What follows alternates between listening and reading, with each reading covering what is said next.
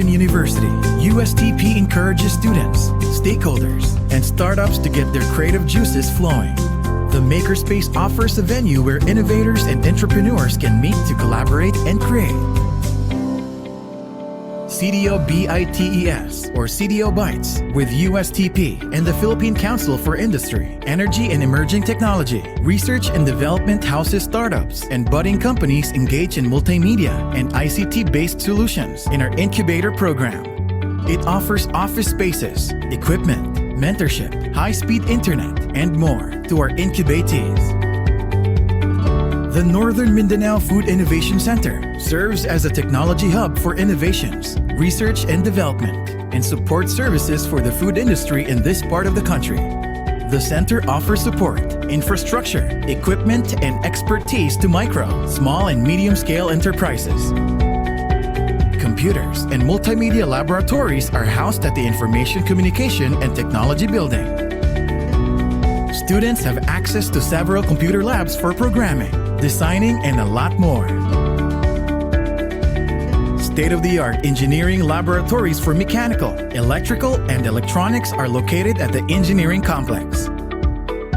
Hands-on experiments for chemistry, physics, food science technology, and environmental science are conducted at the laboratories located at the science complex. The USTP Career Center guides the students in identifying career opportunities that will match their skills, interests, personality, and values, leading to meaningful and purposeful contributions to the global industry, assuring that USTP graduates are industry fit and ready. The welfare of the students is one of USTP's utmost priority. Students can avail of medical and dental services for free with an in-house doctor and nurses who are ready to assist. USTP CDO has several ongoing projects to offer students and faculty the best facilities and experience.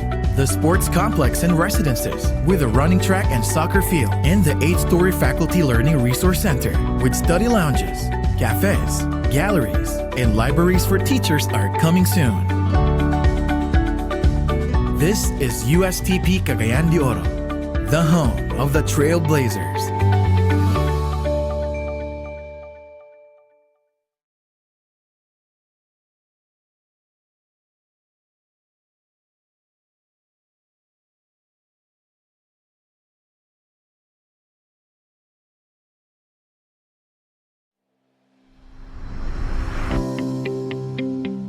At the heart of the gateway of Northern Mindanao rises the third state-run university system of the Philippines, geared towards excellence in education, research, extension, and innovation.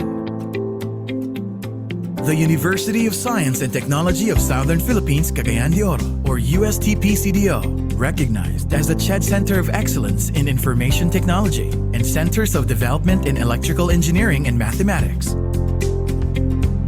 To enhance the learning experience of the students, USTP-CDO continuously upgrades buildings to ensure an environment conducive for innovative learning, critical thinking, and team building. The brand new 3-story technology building offers new lecture rooms designed to accommodate a large number of students. The new fabrication laboratory provides classrooms and work areas designed to suit the needs of students taking automotive courses.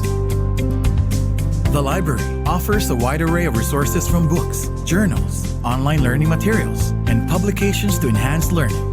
It also offers access to hundreds of open access journals that are useful in conducting research. Undergraduate and graduate students can hold meetings, do small group project presentations, and thesis or dissertation defenses at the well-equipped discussion rooms. With its spacious and peaceful venue, conducive for reflection and intellectual introspection, students will surely love to stay at the USTP-CDO Library. USTP-CDO constantly hosts forums and conferences at its spacious theaters. These have been venues for both local and international intellectual discussions, socio-cultural performances, and student activities.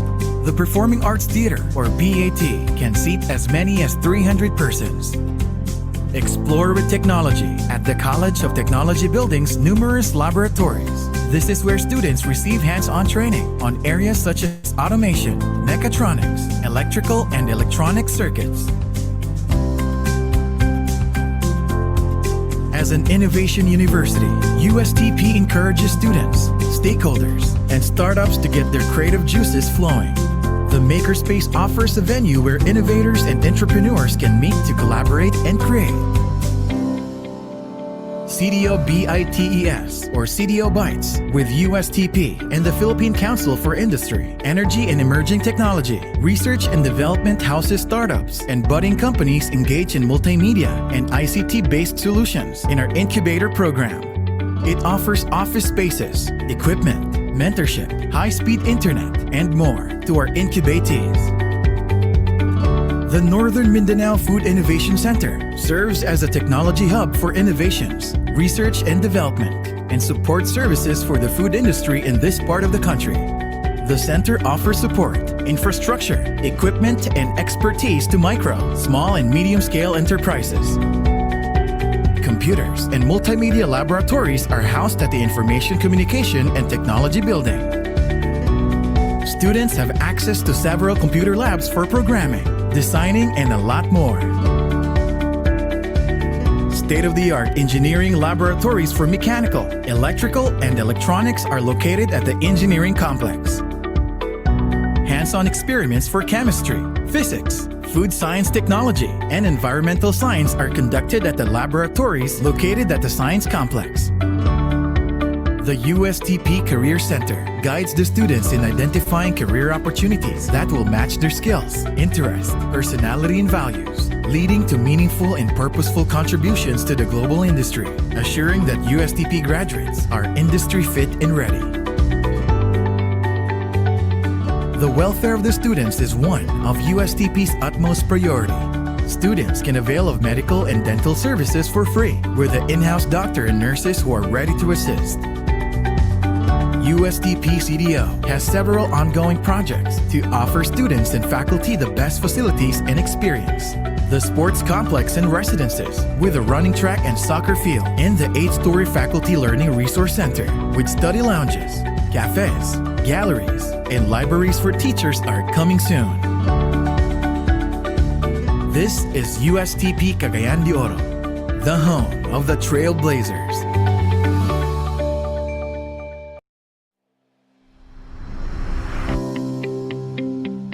At the heart of the gateway of Northern Mindanao rises the third state-run university system of the Philippines, geared towards excellence in education, research, extension, and innovation. The University of Science and Technology of Southern Philippines Cagayan de Oro, or USTP-CDO, recognized as the CHED Center of Excellence in Information Technology and Centers of Development in Electrical Engineering and Mathematics. To enhance the learning experience of the students, USTP-CDO continuously upgrades buildings to ensure an environment conducive for innovative learning, critical thinking, and team building. The brand new 3-story technology building offers new lecture rooms designed to accommodate a large number of students.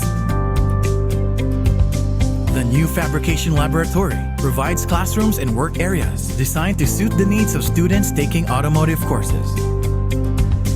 The library offers a wide array of resources from books, journals, online learning materials, and publications to enhance learning. It also offers access to hundreds of open access journals that are useful in conducting research. Undergraduate and graduate students can hold meetings, do small group project presentations, and thesis or dissertation defenses at the well-equipped discussion rooms. With its spacious and peaceful venue, conducive for reflection and intellectual introspection, students will surely love to stay at the USTP-CDO Library. USTP-CDO constantly hosts forums and conferences at its spacious theaters. These have been venues for both local and international intellectual discussions, socio-cultural performances, and student activities. The Performing Arts Theater, or PAT, can seat as many as 300 persons.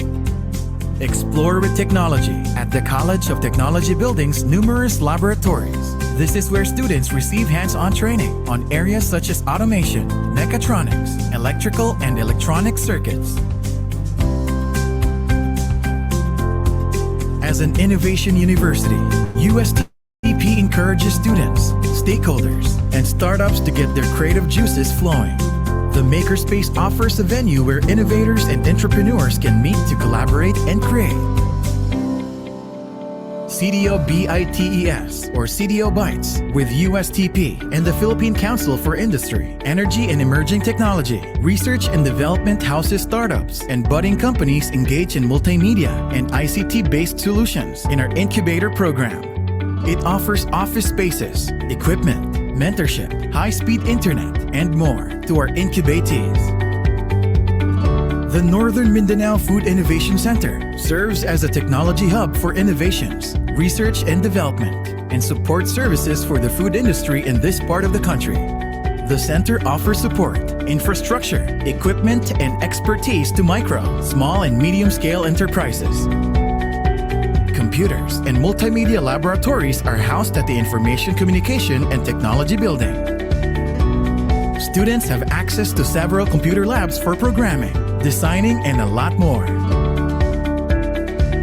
State-of-the-art engineering laboratories for mechanical, electrical, and electronics are located at the engineering complex. Hands-on experiments for chemistry, physics, food science technology, and environmental science are conducted at the laboratories located at the Science Complex. The USTP Career Center guides the students in identifying career opportunities that will match their skills, interests, personality, and values, leading to meaningful and purposeful contributions to the global industry, assuring that USTP graduates are industry fit and ready. The welfare of the students is one of USTP's utmost priority. Students can avail of medical and dental services for free with the in-house doctor and nurses who are ready to assist. USTP CDO has several ongoing projects to offer students and faculty the best facilities and experience. The sports complex and residences with a running track and soccer field, and the 8-story faculty learning resource center with study lounges, cafes, galleries, and libraries for teachers are coming soon. This is USTP Cagayan de Oro, the home of the Trailblazers. So hello everyone. So I'm so sorry now that we start at 10:16 because some of the startups are not yet here. But anyways, welcome back for our fifth learning session with the same speaker just last week, no? And I hope that even me, I had a lot of fun last week because it's kind of engaging, no? And with the last week's session. So I hope for my expectation, ganun din Sir Carl. But anyway, I don't need to introduce our speaker because he is our speaker last. And then for Sir Carl, we have 10 out of 14 startups right now. So I think we don't need to wait for them because for the interest of time also. So can we turn on all our camera for the prayer?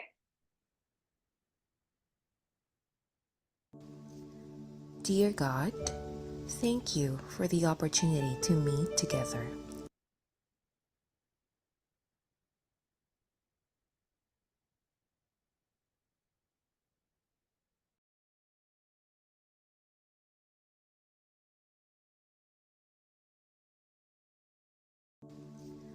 Dear God, thank you for the opportunity to meet together. Please help us to come together to make this institution reflect your kingdom. Breathe life into our ideas and decisions. Help us build a team that has love and respect at its heart. Give us the strength to continue working for your kingdom in this time of pandemic. Lord, come give us the inspiration to be the best we can be. May we be a shining example of your goodness and truth within, wherever we are. Inspire our thoughts, discussions, and ideas, and continue to remind us that all that we do here today, all that we accomplish, is for the pursuit of truth for the greater glory of you. We ask these things in your name. Amen.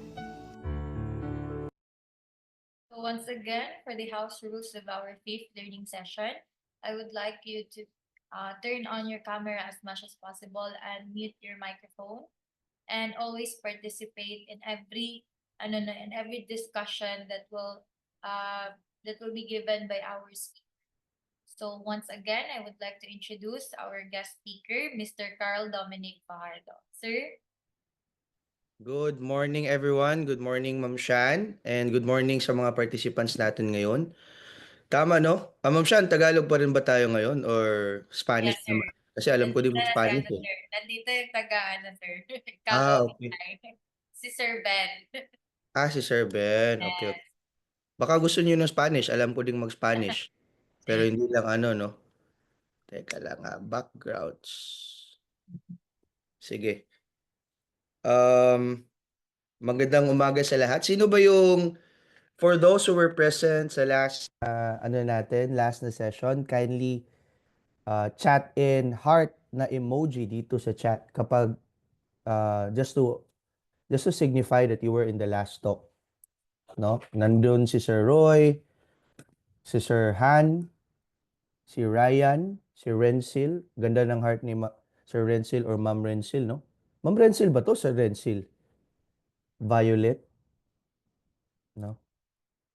Uh, sino pa yung wala? Wala yung iba. Okay, game.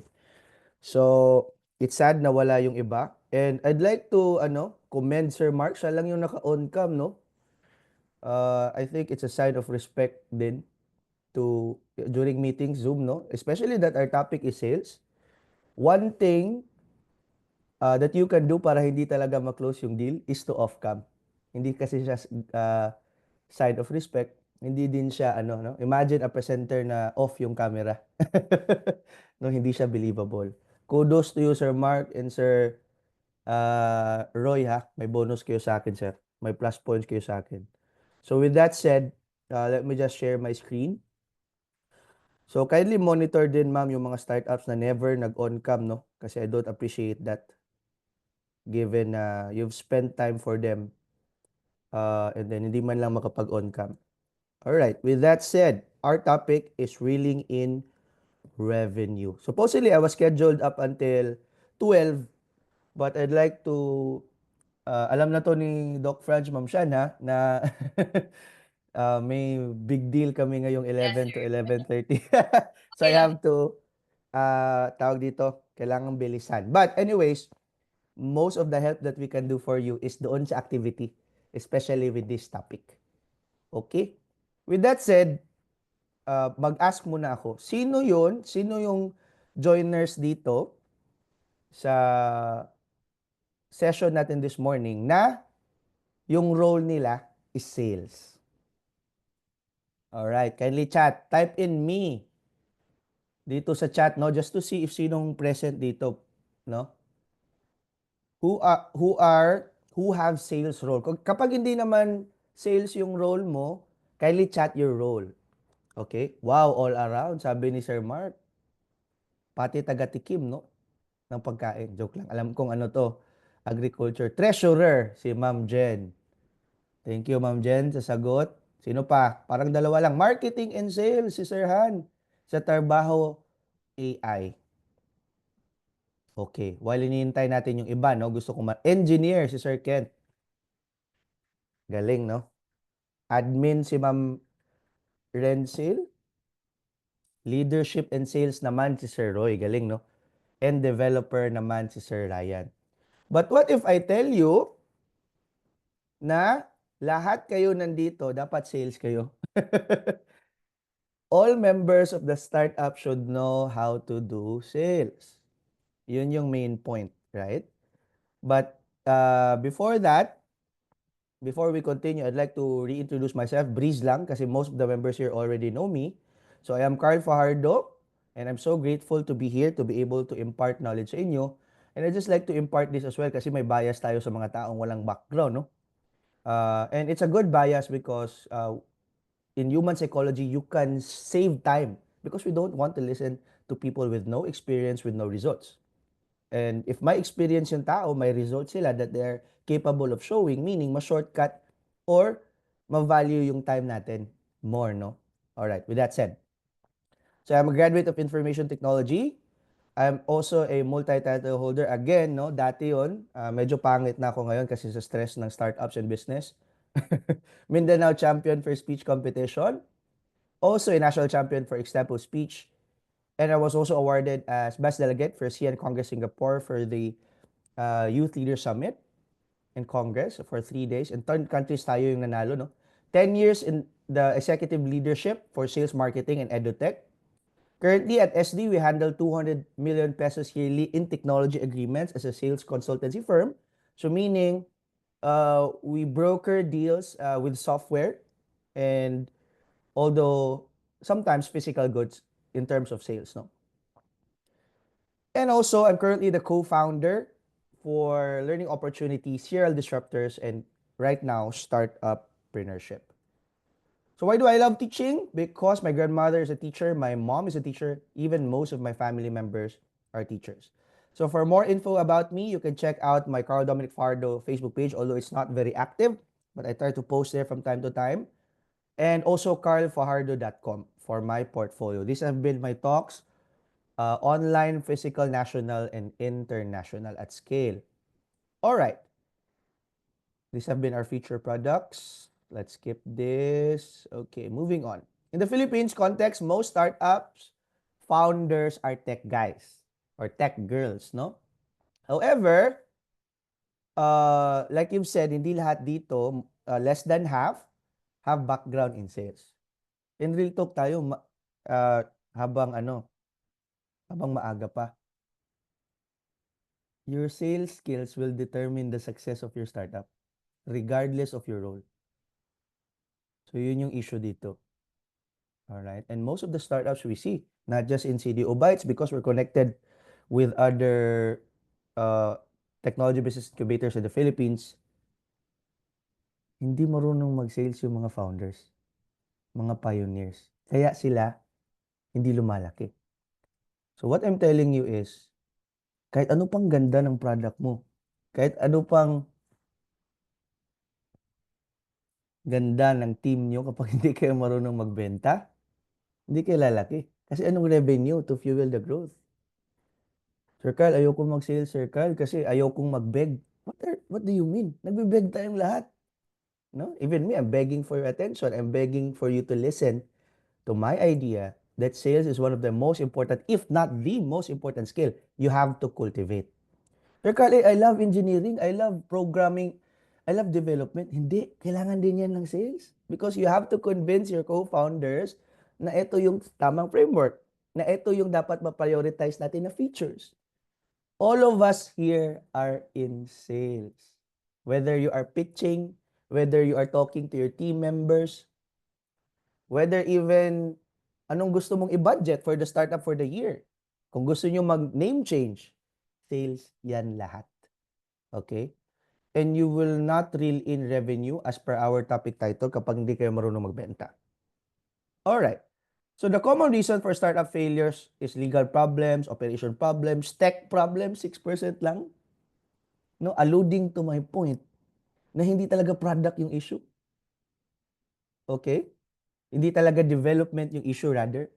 16% are finance problems, no? 22% are marketing problems and 18% are team problems. Ang pinakamalaki daw is product market fit. Hindi talaga kailangan yung gamit. But if you really group this, categorize this together sa sales skill, more than 50% siya. Talaga, Sir Carl? Operational problem, financial problems, marketing problems, and team problems are all subcategories of sales skills. Hindi ka marunong mag-market, hindi ka marunong mag-inspire ng vision, sell the vision to your team members, kaya team problem siya. Hindi ka din marunong mangutang. Hindi ka marunong mag-pitch sa investors, no? Hindi ka marunong mag-close ng deals, o hindi ka marunong sa sales, operation problems, and tech problems. Okay, with that said, marketing problems daw. Okay. Run out of cash, not the right team, hindi ka marunong mag-convince din, mag-sell sa mga, mag-hire ng mga new co-founders or mga pioneers or key people get out-competed, di din marunong bumenta. So I think I'm beating the dead horse, no? So dapat ma-build nyo talaga. Dami, no? Daming sales-related na skills that your startup, no? Don't use network. No financing, investor interest. Disharmony. Okay. So the objectives for this talk is to understand the evolving sales landscape, equip startups with actionable sales strategies na relevant naman sa 2024, introduce tools and tactics for sustained sales growth, and finally, provide actionable insights for startups to adapt and thrive. So, number one, sa shifting sales landscape. By the way, yung gusto namin gusto ko ituro dito, that our team has prepared as a data, is ano yung mga sales strategies na relevant pa din ngayon or ano yung mga bago, right? To give you novel ideas about selling. Number one is the remote and hybrid setup are here to stay. Rise of the self-serve large model deals, brief through ko lang to. Number one, according to a 2023 LinkedIn report, 64% of sales professionals successfully closed new deals without any face-to-face meeting, relying on video calls or messaging. Bakit siya importante? Because startups with digital savvy sales teams can quickly adapt to buyers who prefer remote interactions and self-serve purchase options. So, for 5 of the startups we've helped since 2021, 4 sa kanila, 80% of their closed deals online. We never saw the clients in person. Galing, no? And that is because of what the pandemic that is because of the pandemic impact, no? Na na-open yung mindset of our clients na pwede palang online mag-deal. Pwede palang online na lang yung presentation. Kaysa mag-schedule pa tayo ng boardroom na 30 minutes to 1 hour lang yung free sa isang oras doon sa office ng either customer or office natin. Okay? Gusto ko malaman din dito, kindly chat in ano yung yung mga startups, type in heart na 70% of your presentations are online lang. Or wag kang mag-type ng heart kapag hindi talaga kaya na online. Yung sales process nyo talaga is physical. Okay, kindly type in heart if 70% of the sales that you have is through digital. Whether Zoom call, whether video call, whether messenger call. Sino ba dito? 70% sa kanila is online. Over the phone, through Zoom. Wala. Grabe ha. Physical. Wala talaga. Seryoso na. Grabe. Ano nga definition ng startup, Sir Mark? In your own definition, Sir Mark, walang maling sagot. Person to person kang Ma'am Jen. Thank you, Ma'am Jen, for your Walang maling sagot, Sir Mark. Gusto ko talaga si Sir Mark. Ang bait tignan, no? Ito yung maganda magbenta din kasi maganda. Ayun, dito pala si Rensil from Kipli. Sige, Sir Mark. Startup, willing to fail. Wow, willing to fail. In fairness, no, mali yung definition but ganda din ng sagot. Willing to fail. Okay naman din. Thank you, Sir Mark. Sir Roy from AgriLoop. Sabi si Sir Roy, no, parang why, no? As time goes by, pumupugi. Ano yung definition mo ng startup? So for me, startup is creating an idea and launching to try or launching to find its efficiency or fix. Okay. Gusto ko din yon. Launching to try to find an efficient model. Okay ha? May hinahanap ako na term. Thank you, Sir Roy. Si Ma'am Rensil kaya. Ma'am Rensil, na-confirm ko na talaga. si Ma'am Rensil. Thank you din, Ma'am Jen, for turning on your cam. Ma'am Renz? Company is at its early stages of its operation. Okay, galing ha. Okay na din 50%. May hinanap lang talaga ako na term. Good job, Ma'am Rensil. Ma'am Jen, tingin mo ano ang startup? Related din to sa sales topic ngayon natin. Naka-mute ka po, ma'am, ha? Naka-mute ka pa, ma'am. Ma'am. Thank you, Ma'am Renz. Okay. Same with Ma'am Renzel, startups kanang nag-start pa bitaw gyud siya, sir. Na Tama like din. sa amua kulang pa gyud gani og startup pero na mga brilliant unta ang mga ideas. Kulang og finances. Ngayon ana Correct, correct, mga correct. startups nga need og kanang unsa na intervention like pareha sa imuha, sir.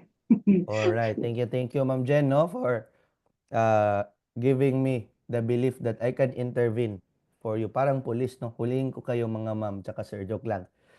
Thank you for that answer. But one of the most accurate definition, tama Ma'am Jen, tama din si Ma'am Renzel, nagsistart pa lang. Medyo kinabahan ako, ma'am, no? Baka sabihin mo, Ma'am Renzel, nagsistart pa lang pataas, no? Kaya startup. Joke lang, Ma'am Renzel. But the most accurate answer is it is a temporary organization looking for a scalable and repeatable model. So, super mahirap. Again ha, temporary organization. So, bakit temporary? Mawawala ba yung organization? Hindi. Kasi kapag lumaki na yung startup, pumatong na yung sales nyo ng 10M, 20M, 30M, hindi na yung startup. Corporate model na yun, no?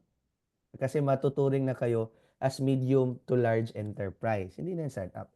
But anyways, hindi siya repeatable and scalable model kapag dependent yung sales nyo sa physical interaction. So my first intervention for you guys is find a way to automate the starting stages of the sales process. Kapag physical siya, hindi nyo siya mas-scale, guys. Yun lang. So Sir Carl, ano bang healthy na startup percentages in terms of sales operations? Dapat 60% nun online. 30 to 40% lang yung closing na physical. Dapat 60% to 70% talaga yung online. Yung mga startups na tinulungan namin na malaking factor yung physical, hindi siya remote and hybrid, grabe yung OPEX. Kailangan ka pang pumunta ng Manila, magkano yung ticket? May deal sa Malaysia, pupunta ka pa ng Malaysia, hindi. Hindi siya startup na scalable na model. Okay, number 2 point, rise of self-serve and large remote deals. So sa 2023, according to McKinsey B2B poll survey indicated that over 70% of B2B decision makers are now open to making fully remote or self-serve purchases above $50,000. And meron naman kaming target data as per last year na most of the networks sa education technology, even sa financing apps, even sa subscription apps or SaaS, willing mag-spend ang corporate for above for not less than, not above 7 million pesos on average na fully online. Walang physical interaction. Imagine that. On average, sa deals pala natin, kaya palang mag-close ng 7 million pesos. Right? Pero ngayon, yung physical deals pa natin, pupunta pa tayo dun sa office para mag-present sa client. Magkano yung subscription? 2,500, 5,000. Kaya talo tayo ng mga other startups or mga big corporations because they manage to close in deals in the millions without even setting foot in the office ng target customer. Okay, why it matters? If your startup sells to other businesses or business to business, offering streamlined online checkouts, guided demos, or meetings to shorten can significantly shorten the sales cycle. So, hindi naman pwede yan kasi yung product namin medyo kailangan mag-build ng trust. Mind you, three of the startups we're currently helping are education focused. Very stricta yung mga principal, mga president ng schools. Right? Gusto nila makita talaga yung provider. But right now, even sa amin sa EduTech, 70% of our closed deals, hindi pa namin nakita yung schools. In person. Amazing, no? So, you have to adapt that. Number 3, increasing importance of trust and transparency. According to PwC Global 2023, 67% of buyers say they'd pay more for brands they perceive as transparent about product cost and ethics. Whether B2B ka or B2C, showcasing clear pricing structures and ethical sourcing helps cultivate loyalty and boost sales. So isa sa in-implement namin sa sales deck ng mga startups or corporations that we're currently helping right now para ma-revamp or para mag-increase yung sales nila. Kasi eto, nakikita nyo na ba yung logo ko? Sales Disruptors, this company of ours, specializes in growing your revenue. Yung current record namin ngayon, 4 million na startup, nagawa naming 250 million. Meron din kaming 15 million na startup that start with us. Ngayon, meron na silang 180 million in sales yearly. Galing, no?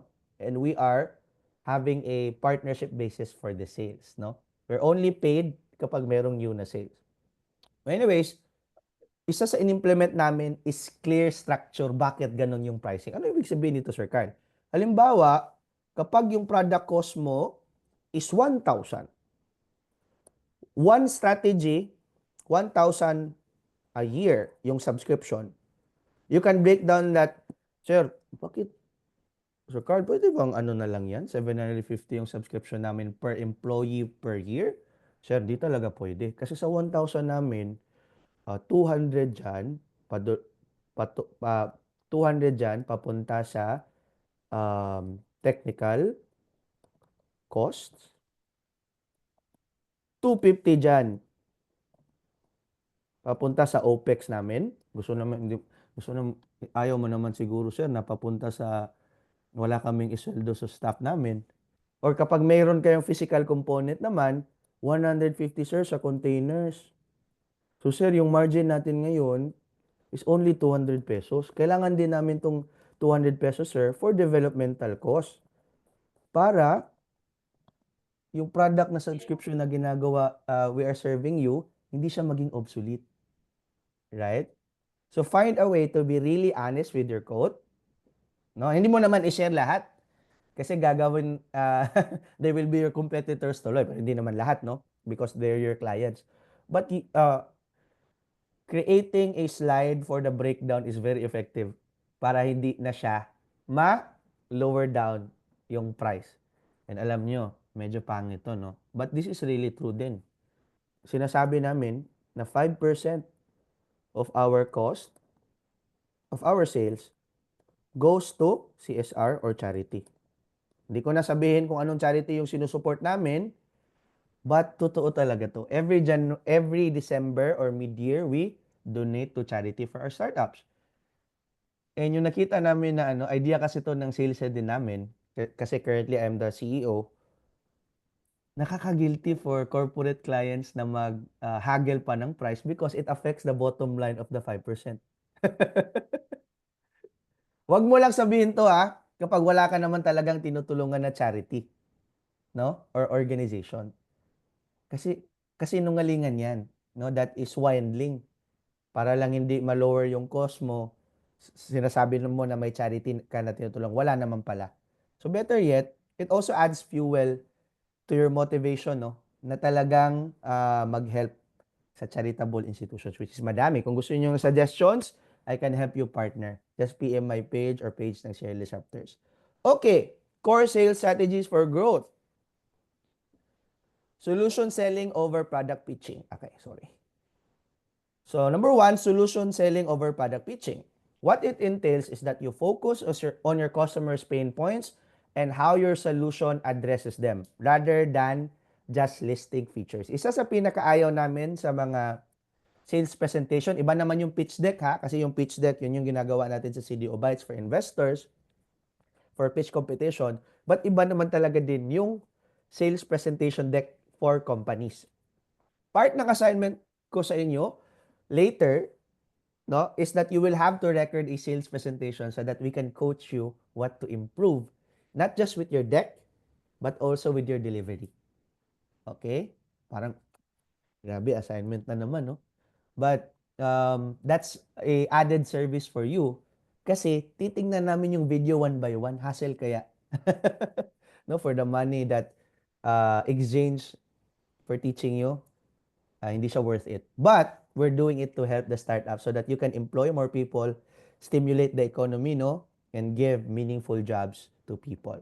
So So part ng assignment nyo, mag-record ng sales presentation. We'll give you the mechanics later. And then, we will critique you. And also, we will score the top presenter for now, no?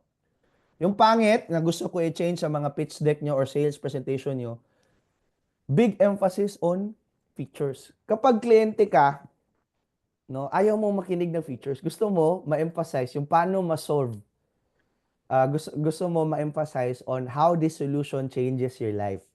So, hindi naman ma-share paano yung solution kapag hindi ma-mention yung features. You're correct. But the problem with our startups is me. Ito yung feature ko. Ito yung ganito. Ito yung ano ko about my competitor. Edge ko over my competitor. It's not about that. Why are you flexing, no? Okay naman mag-flex. But you have to focus on the customer. Yun yung gusto ko na shift towards a narrative of your sales presentation. According to HubSpot, which we also use as a sales CRM, found that 88% of high-performing teams prioritize solution-oriented messaging. Ito din yung ginagamit namin in their outreach. Sa cold calls nyo, sa emails, dapat solution-oriented siya. Hindi feature-oriented. Boring yung features. Right? Boring pakinggan. But solution-oriented siya. Action item, train your team to uncover root problems through consultative conversations, then position your product as the best fit solution. Sino pa ba yung hindi ko natatawag dito na wala nang nag-on cam, no? Na iba. Sir James, ano yung root problems na sinosolve nyo? Bigyan mo ako ng 2. Root problems. Paki-chat. Ayun. Sige, wag mo na lang i-chat. Ano yung root problem, sir? One, sir, stress in and taking board exams. Ayun, stress. Problema pala yung taking board exam, sir, no? Tama. Kasi yun naman yung startup nyo. But stress, alright?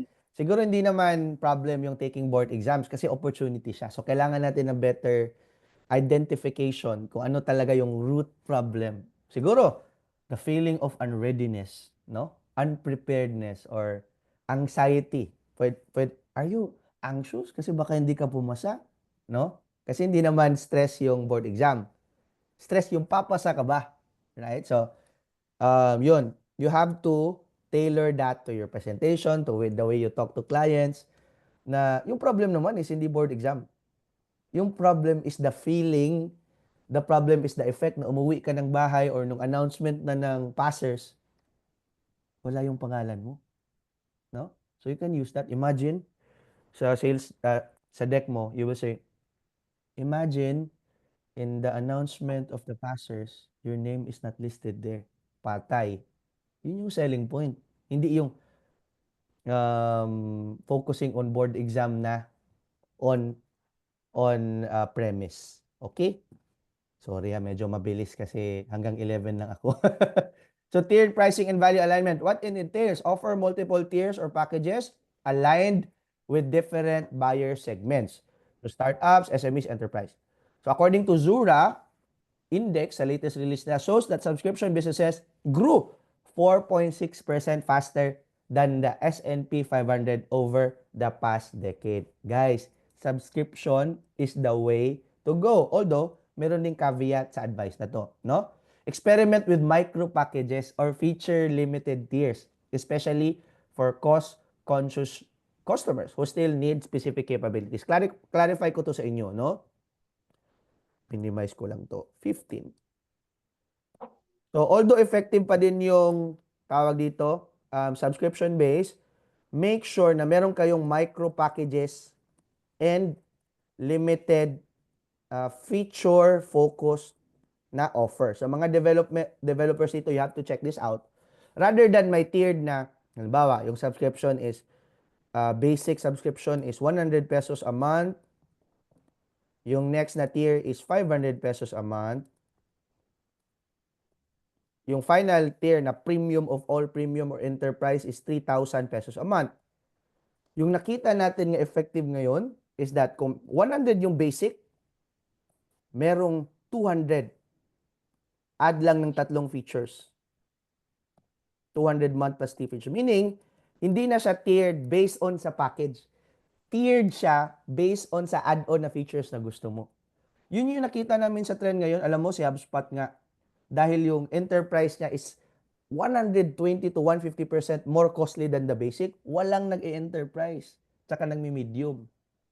So yung effective ngayon is that create a package na meron siyang 2 or 3 specific features, no, yung computation niya, para mas flexible sa client. Yung Circle, ayaw namin yun kasi gusto namin magamit lahat ng features sa ginawa ng startup namin. Yun yung point, guys. This is also data collection para ano yung i-eliminate nyo sa features ng startup nyo na hindi naman talaga ginagamit pala. Ang dami nating assumption sa anong kailangan ni client. But the best way to figure out ano yung pinaka-useful sa startups nyo is if the client is willing to pay for that feature. Okay, louder for people in the back. Yung best data on what are the usable aspects of your startups are not gathered sa interview, are not gathered sa planning nyo, sa pricing. It is a sales. Kung ano yung binabayaran nila, especially sa renewal, kapag nag-renew yan yung kailangan nila na features. Hindi yung you think kailangan nila features or sabi ng mga client interview nyo, kasi madami tayong interviews na especially for incubatees, we ask, we interview clients, we do empathy. Pero kapag hindi pa nagbabayad yan, medyo hindi totoo yan. Right? Sales is the ultimate factor for data gathering. Okay. Data-driven upselling and cross-selling. Use CRM analytics to identify when existing clients are most open to upgrading or adding complementary products. So, sabi pa nga ni Salesforce, found that 60% of sales reps who use predictive insights significantly increased upsell rates.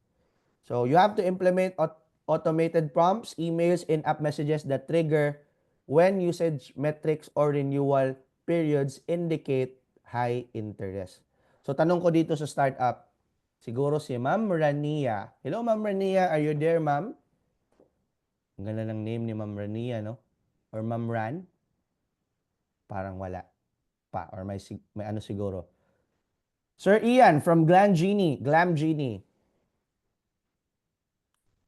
Sir Ian, nandiyan ka ba sa battle, Sir Ian? Genie in a bottle. Hello, sir. Nandiyan ka ba? Yes. Sir, ano ba yung product nyo? Subscription-based or B2C? Hindi naman siya subscription, no? E-commerce ba siya? Merely marketplace po, we only take commission. Wala pang subscription. Okay, Transaction amazing. fees lang, commission. Okay. Kung marketplace siya, yung sellers ba are only consumers or meron din in the future na pwede kayo ng brands? Brand partnerships for marketplace as a vertical sales nyo. Nakikita nyo na ba yan na feature, sir? Okay. Siguro yung mga brands ng mga salons, ganyan. Pero yung main kasi target market is yung mga freelancers, Ay, tama, no? beauticians. I remember na ano yung Glam Genie. Kasi iniisip ko, sir, mga branded clothes. Kasi glamorous yun eh. Sorry ha. Mali yung ano ko assumption. But yes, tama, no? When you onboard freelancers or in the future salons, tingin mo, sir, ano yung best way or method of following up? Especially if this is upselling and cross-selling. How often do you follow up clients for closing? Especially if you're onboarding clients, onboarding beauticians. Through email, sir. Through email. Hindi, sabi ko, how often? Kapag hindi, halimbawa, nag-email na kayo, hindi pa din na-onboard yung freelancer or yung salon. How often should you follow up? Every day? Every 3 3 to days? 4 days, sir. 3 to 4 days. Amazing. Pagsulod na kung quiz 1 day, sir, ba? Tama din, sir, no? 3 to 4 days. Pwede yan. But, one of the most effective na method for following up is the 2-7. The 2-7 method is at least twice a week. Kasi kapag everyday tayo or every 2 to 3 days, ano siya, medyo annoying siya. Pwede ka nang mag-unsubscribe or bababa yung trust metric nyo with the client. But after the 2-7 method, ang importante din is that you create a time limitation for the offer. Na for you, beautician, supposedly, we will give you 5% increase sa rates every transaction if you, for a limited time, no? If you onboard before January 25. Or, if you onboard before January 25, meron kang free ticket sa webinar namin ngayong February 10 na yung speaker ay si Ricky Reyes. Kung sino ba si Ricky Reyes? I think ano ba siya? Or, yung speaker ay si Vicky Bello. Ganon. Time limitation with benefits. And then, ito yung nakita namin, para talagang ma-onboard. Kasi ito din yung titingnan ng investor sa atin in the future. Rate of onboarding sa clients and suppliers. And second, hindi lang rate of onboarding, gaano kabilis ka maka-onboard ng client, the quantity of your onboarding. Gaano karami. Okay, iba pa yung quality, ibang topic na yan, no? But time limitation with benefits. And then finally, you implement the 3-2-1 method. Kapag meron ng time limitation, you follow up, may email ka na dapat or text or call 3 days before, 2 days before, and 1 day before. Hindi na yan annoying. No? So you implement 2-7 method at least twice a week. And then bigyan mo sila ng time limitation with benefits to onboard.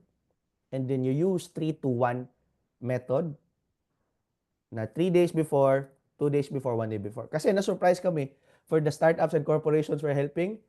Alam mo yung kailan sila nagre-remind na malapit na matapos yung promo or malapit na matapos yung onboarding benefit?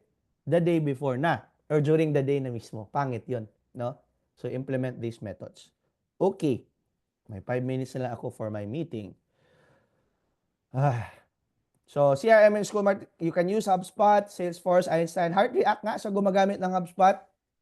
Wala pang gumagamit ng HubSpot. Very effective to. Yung basic plan nila, amazing na for your startup, no? So, kapag hindi mo yan i-measure, Sir Carl, kailangan ba namin i-measure to sa HubSpot?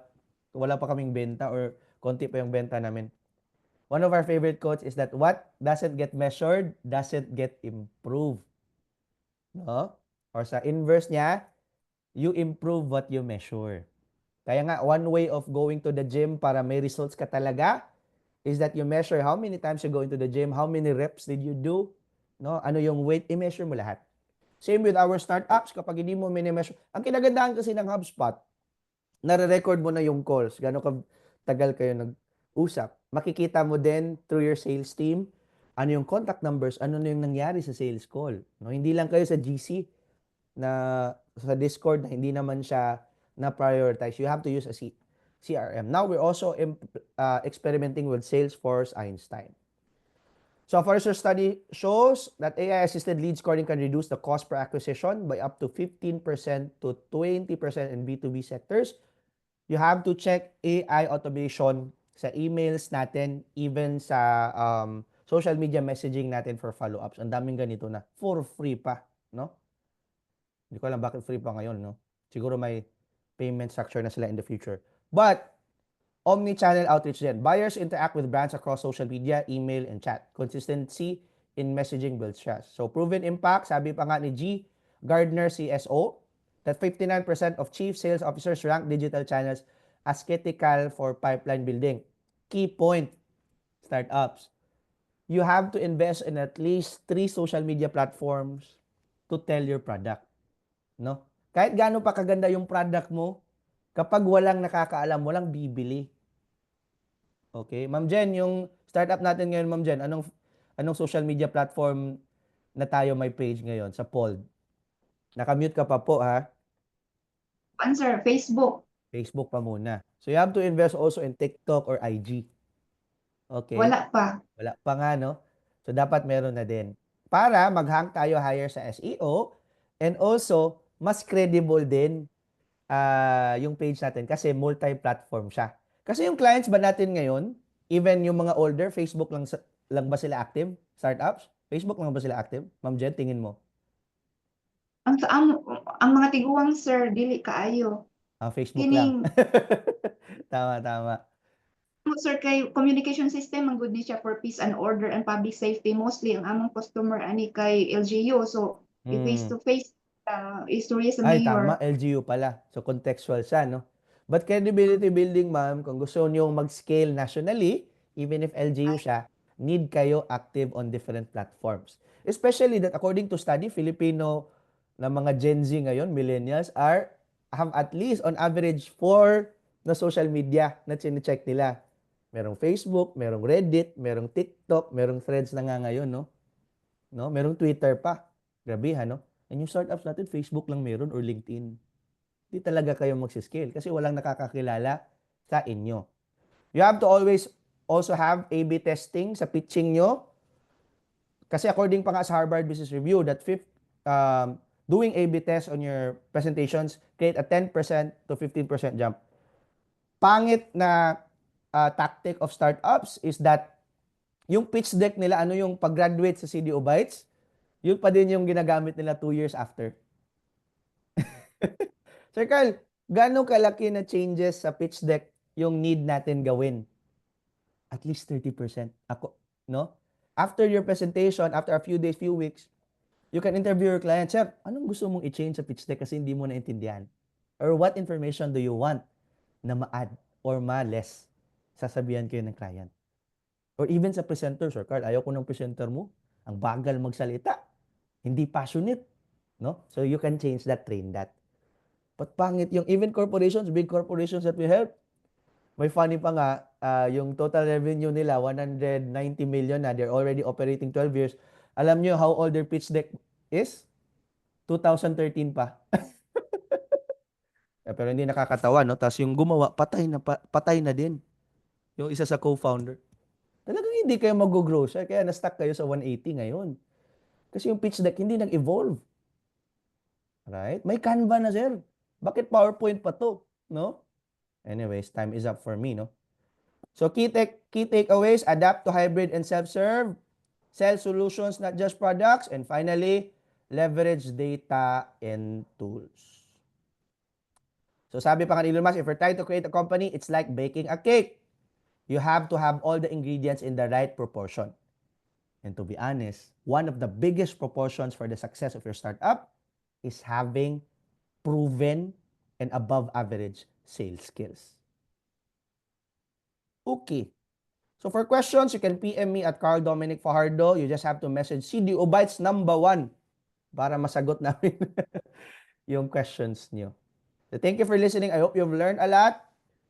And sorry for cutting out short. I'm very excited for your output. Now you will record a sales presentation to me as a client, hindi investor. Hindi din interested. So the limitation is at least 20 minutes to 30 minutes of presentation. Hindi 1 hour. Find a way na 20 minutes to 30 minutes. Hindi namin mare-review yan lahat. And then we will give you insights and on how to improve it. And sila Ma'am Shanna, sila Ma'am Mary of CDO Bytes, yung mag-give ng deadline.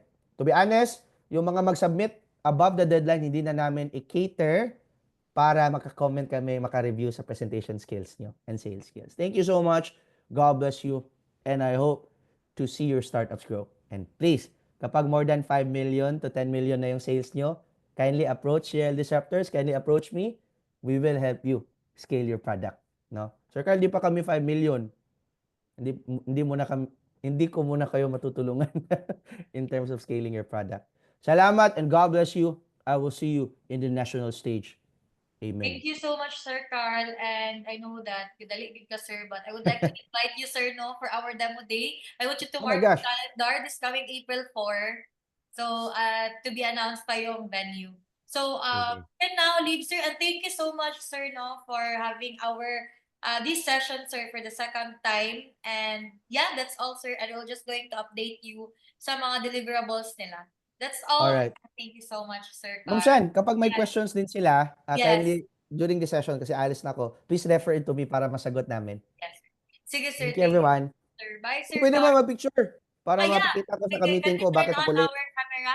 Can we turn on our camera? Just ano lang, no? Mga 5 seconds. Sige, Sige, how sige. about Sir Ben? Ayun, Sir Sir Lance, Sir James, Rusty from Sir Agriloop. Ian. Sige. Miss Ranaya. Okay, in my cue, in 3, 2, 1. Okay, thank you so much, Sir Carl, and I'm just going to send to you the recording and also the the screenshots. So for our Thank you. startups, bye, sir. So for our startup, please stay sa because I'll be going to announce your deliverables, yung ibibigay ni Sir Carl. So please hang on sa I'm going to share my screen.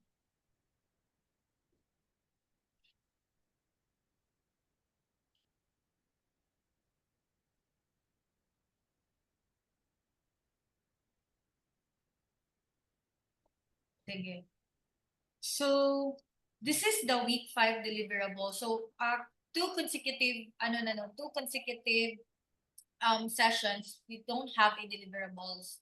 Kaya amo siyang gibulto karon. Binigay namin dito lahat for the week 5 kasi sales na topic is very important for all the startups. So, the week 5 deliverables, create a 25-slide Canva presentation that explains how you will improve your startup. So the deadline for this will be next week. Thursday. So next week, Thursday. Kaya pagka Friday, amo na siyang i-submit sa Serial Disruptor. So, you're gonna, nanapod din siya sa inyong Padlet, no? Or you can do a screenshot for this. So, pricing strategy, adjustment based on feedback or trends. So, you can use a lot of AIs to do this one. And announcement, mentoring will be next, the next mentoring, no? If you had your mentoring this week, wala na tayo mentoring for next week. We will resume our mentoring this coming February. And then the demo day will be on April 4, 2025.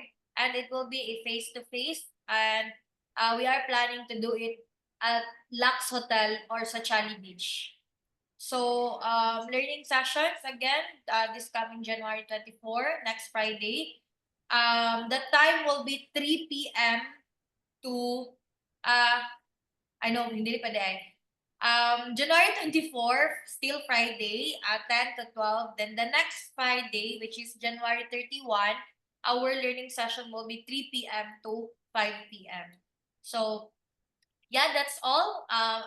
Sa wala pa ka-screenshot, no, please do took a photo of this for your deliverable so that you can submit this next week. So you have questions, or if you have questions related to the topic earlier, you can just message me personally or anyone from CDO Bytes, and then we're going to relay it to the speaker today. So yeah, that's all. Do you have questions? Sige, if wala na, no, you can leave. And thank you so much for joining Ma'am our... Yes, ma'am. Pwede mangayo sa mga presentation kang Sir Carl? Yes. Akong ikuan, ma'am, i-send sa inyo, ha. Gaas pa sa me sa yung presentation. Including the Okay. last topic. Yeah. Yes. Thank you, ma'am. Yes, thank you also, ma'am. Sige, if you don't have a question na, you may now leave. And thank you so much for joining our 5th learning session, and have a good weekend, everyone. Bye. Bye-bye. Bye.